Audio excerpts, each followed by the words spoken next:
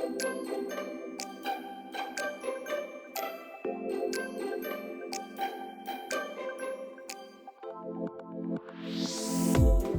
guys, so today I'm going to show you something just really fun and simple. We're not going to do a whole tutorial, but I'm going to show you a great way to gussy up any room, any theme, anything you need to add a little more zest to, but you don't want to spend a ton of money.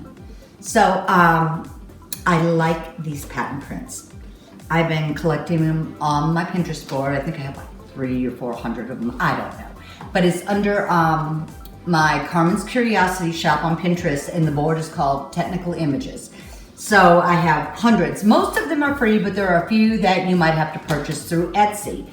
And so what I have done with these, if I have done an area, I'll take what I'm doing in that area. Let's say I wanted to do a garden section, and I would use all of my pattern prints that have to do with gardening. Maybe the print of how they design pots or watering cans or gardening tools, and you could print them all out. You could put them in cute little frames, enlarge them, reduce them.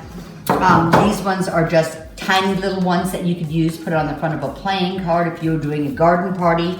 Maybe do cute little garden ones, and you could use them as their little name tags or as their invitations, or even put a little menu on.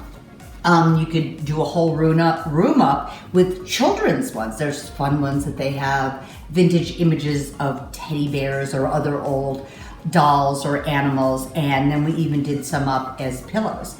So if you haven't ever printed on fabric, we have other videos that we show you how to print on your fabric, and you can take any of these images and put them on fabric also. We also did some fun clipboards, but you know, you could take these images and put them on anything and print them on any color paper. But whatever you do, have fun, and I'd love to see what you do.